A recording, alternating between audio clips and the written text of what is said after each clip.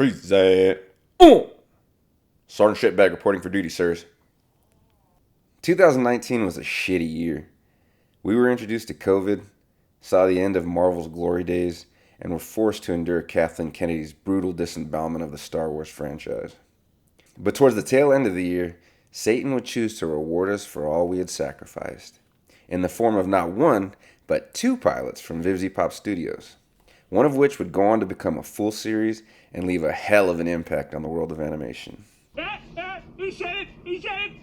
Helluva Boss is an animated comedy made for YouTube by Vivzy-Pop. The pilot debuted on November 25th, 2019, and goddamn was it promising. The first actual episode would release on October 31st, 2020, and as of 2023 is now in its third season of production. The show revolves around a group of imps, which are basically lesser demons, and the assassination business that they run.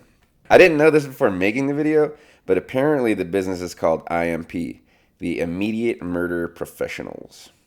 I guess the devil has some form of currency, though it's never shown, and I guess he allows capitalism in hell, even though the society seems to be more of a caste system with no real chance of upward mobility. So kind of conflicting there, but hey. The show is really strongly character-driven and pretty episodic in that each episode the gang gets into a wacky adventure, usually with a fun song and a big bloody massacre scene slipped in at the end. And speaking of characters, these guys are the lifeblood of this show, because as beautiful and vibrant as the artwork is, Blitzo, Millie, and Luna still manage to shine. And that's saying a lot because the color schemes, artwork, character design, and the fluid animation are easily some of the best in the genre. Blitzo is the boss in question and serves more as a father figure to the gang than an actual boss. Like most classic TV dads, he's a massive fuck up and a loser, but he loves his family and he does right by them as well as he can. I want some quality time with Daddy. Luna is Blitzo's adopted daughter and a hellhound, which seem to be assistants to imps and demons. Still not 100% on that.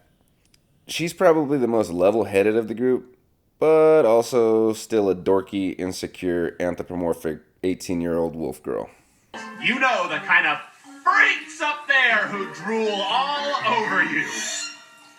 Millie is probably my favorite character in the show, which I think is a real credit to the writers.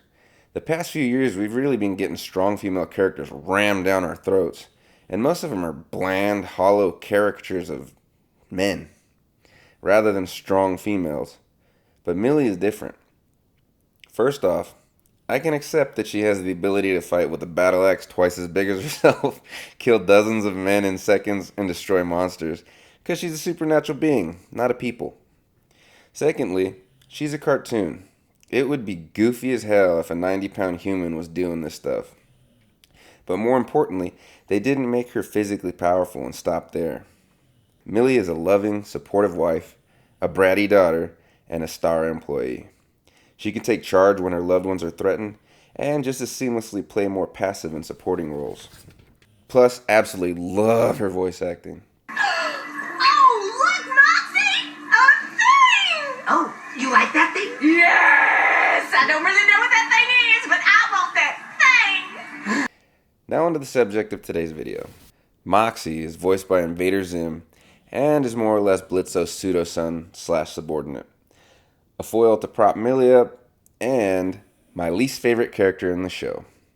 He's a wet fart under a hot blanket. And here's why. Oh, it's bad. Excuse me, kids, I need to run. It's bad. In episode 1, he refuses to kill people, though he works for an assassination business, because he says it's wrong. Keep in mind, he's a literal hellspawn, and his job is assassin. Under what circumstances would we ever need to kill a human family?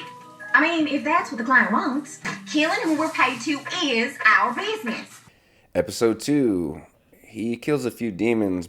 The majority of the screen time that he got in this episode, he was being humiliated and cuckolded by a carny in front of his wife. Episode 3.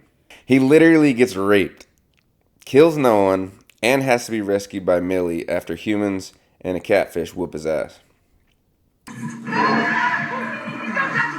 Moxxie, don't let her access any of your holes!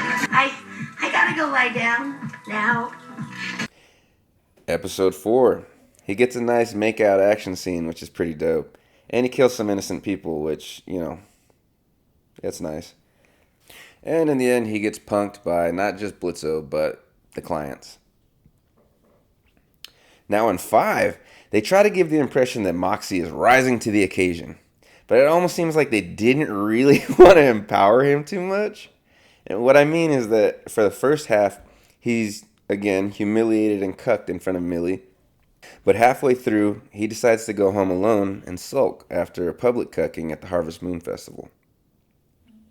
He's headed to his room when a bright pink glow illuminating the entire second floor catches his attention. Upon investigating, he discovers a blessing-tipped rifle sitting out in an open box on a bed directly in front of the doorway. Now, why would somebody with not only the competence but the ability to procure such a rare weapon just leave it in an unlocked room in an open box on top of his bed while he's out putting on a concert? Something to think about. And even though we see Stryker still on stage performing as Moxxie leaves, not 20 seconds after he finds the rifle, Stryker walks in on him and kicks his ass. Millie saves him from being choked the fuck out, and Stryker tosses them both into the basement, where for some reason he has bear traps set up and waiting. There are a few of them, but conveniently for the plot, only Millie gets caught on one. Now it's time for Moxxie to sack up and take charge. So, not learning his lesson about locking or even closing doors, Stryker takes aim at Stolas, and Blitzo walks in, gun to his head. With his very livelihood at stake, he makes the obvious decision and kills him. I mean, he lets Stryker casually walk up, push his gun aside, and pin him to a wall. Till the next part of the plot can happen. While Blitzo is tucking his erection, Moxxie sneaks in the room behind them and picks up Stryker's rifle. Obviously, Moxxie, being a weapons expert, shoots the guy who just tried to kill him, snapped his wife's leg in two with a bear trap, and is actively attempting to destroy the business that they all work for. I mean, he stands there and lets Stryker disarm him. Luckily for them, Stryker chose not to stab Blitzo with the knife he had pressed to his back, but instead tosses him to the floor, stands over the two, rifle aimed, point blank, and proceeds to monologue. Dr. Evil would be so proud. Then, faster than he can pull the trigger, Blitzo yells a retort, kicks him, and proceeds to beat his ass. Only after Blitzo beats him into a corner does Moxxie fire a warning shot at the guy, who's now tried to kill him twice. Stryker goes into another monologue for some reason, and Moxxie fires another warning shot. Luna bursts in, Stryker disarms Blitzo, who's also pointing a gun at him, point blank, and jumps out the window, disappearing into the night. The day is saved, and Moxxie stands up to Millie's dad with his newfound confidence. How did Blitzo know Moxxie was coming to help? Why would he allow Stryker, a guy he just met hours earlier, to seduce and pin him to a wall when he had him at gunpoint already? The episode plays the final events up like Moxxie saves the day, but if you really think about it, he doesn't do much. And without the glaring plot holes, he really wouldn't have done anything at all.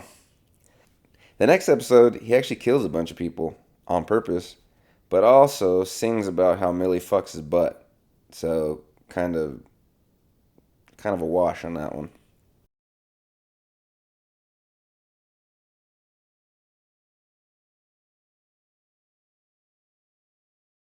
Episode 7, he stands up to Blitzo, then proceeds to humiliate himself and Millie by singing a gay little love song at a literal orgy. Once again requiring Millie to stand up for her man and support his gayness. Now personally, unless you're fucking me, I don't care what's in your pants, or what you do in your bedroom. But I find it pretty ironic that a show that claims to be inclusive and progressive uses its only straight male character like a porta potty at Burning Man, given no greater purpose than to pose as a shiny piece of aluminum to make the boss bitch sparkle. Like the whole running gag that Millie pegs him, I think it's super funny. Don't get me wrong. But no one makes fun of Blitzo for pounding ass, or Stolas for getting pounded. The only thing that they're laughed at is because they're in a cross-class relationship. Luna may be a bit of a spaz, but no one really cares.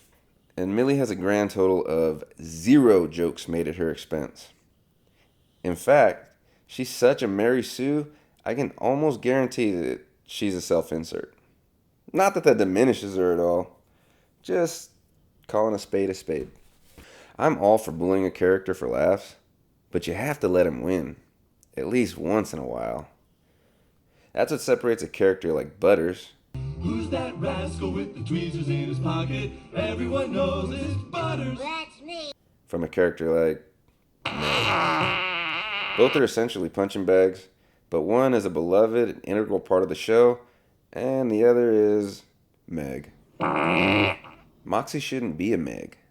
As it stands, he contributes almost nothing to the quality of the show. And in fact, his scenes border on unpleasant for me. I hope in Season 2 they can write him as a fuller character and let the guy win for once. But I'll be honest, I've seen some thumbnails for Season 2, and it's not looking good for old Moxxie. Anyway, that's the video. I hope you guys like it, and I'll see you in the next one. Later.